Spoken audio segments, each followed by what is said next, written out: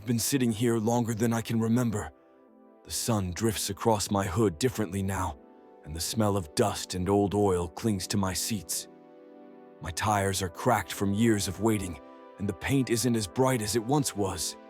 Still, when the wind brushes past my mirrors, I feel alive, at least in memory. I remember the day I rolled off the lot. It was 1972, a hot spring afternoon. He ran his hand along my fender and smiled, pride in his eyes almost making me tremble. I was new, shiny, and full of promise. My engine purred for the first time, smooth and steady, and the smell of fresh metal and oil filled the air.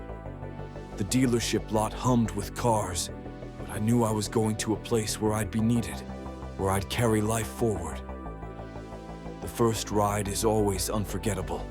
The tires rolling over asphalt for the first time, the hum of the engine vibrating through my frame, the smell of gasoline mixing with the scent of fresh-cut grass on the roadside.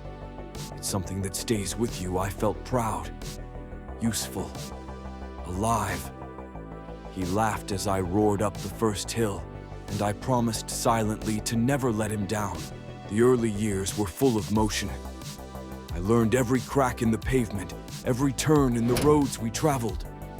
We carried boards for the small house he was building, hauled furniture to new apartments, and sometimes just drove for the sake of being on the road.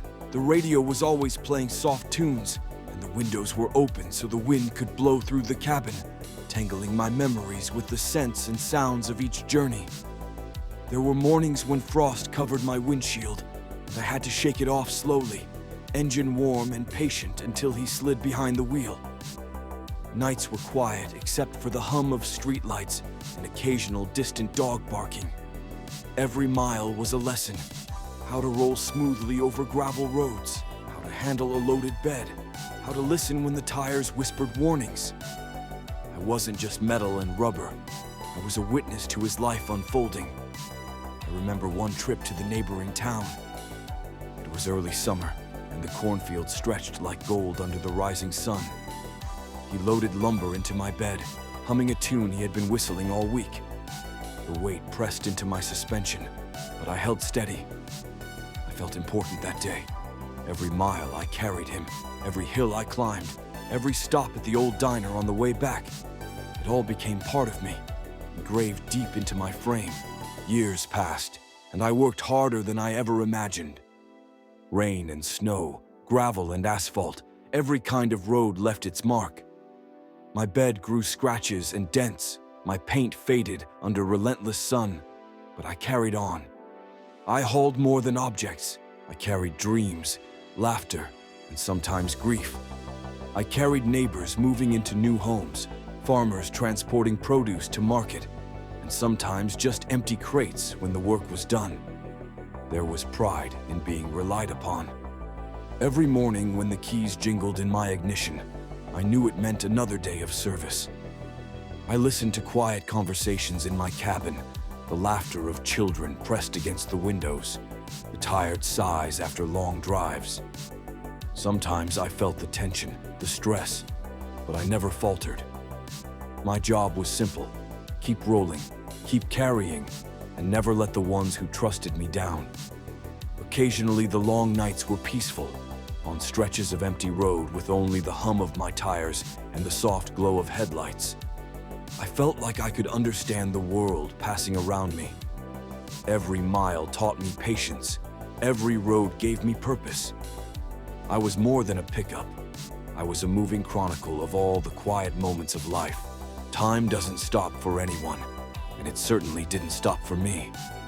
My once shiny paint dulled to a soft, sun-worn hue. Rust crept along the edges of my fenders, and my tires wore thinner with every mile. The roads I once knew so well felt different, as if they had aged alongside me. New cars appeared, sleeker, quieter, faster. Drivers no longer noticed me in the same way. Still, I kept moving when I could, carrying whatever was needed, refusing to be forgotten. Owners changed. The boy who had first climbed into my cabin grew tall, then taller, learning to handle me with the same care his father once had. New families came, sometimes only for a season. Each one brought small changes: a new seat cover, a fresh scent of wax, a map left folded in the glove compartment. I remembered every one of them.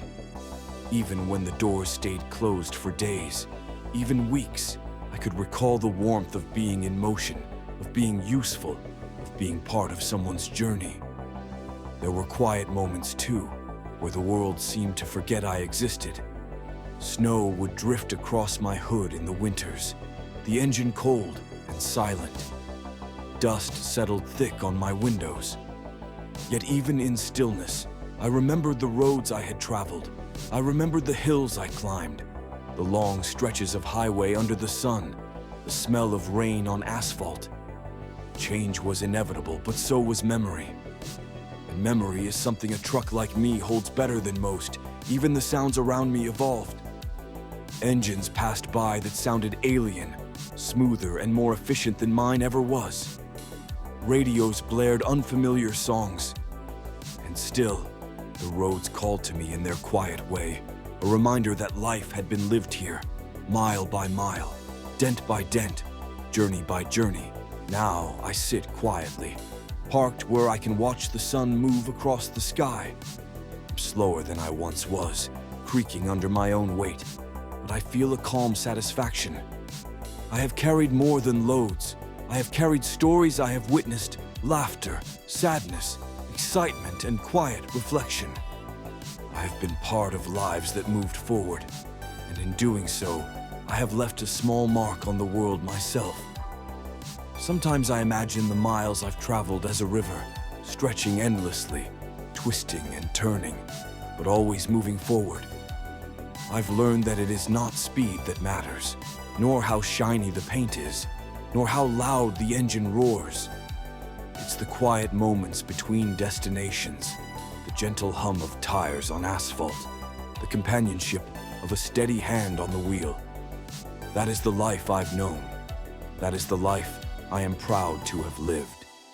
I remember every road, every town, every person who entrusted me with their journey. Even if no one notices the scratches or the rust anymore, I notice. I have been part of the hum of America's highways and back roads, carrying the weight of life with pride. I am a 1972 Ford pickup. I have lived, I have served, and I remember it all. As the day fades, I rest. The wind brushes past my mirrors one last time. The light softens across my hood, and I close my eyes, not in sleep, but in quiet reflection. Life is not measured in motion alone, but in the miles we leave behind in memory, in the stories carried in cabins and beds, in the warmth of someone's hand on the wheel. I may not move as I once did, but I have lived. I have carried life, and that, in the end, is enough.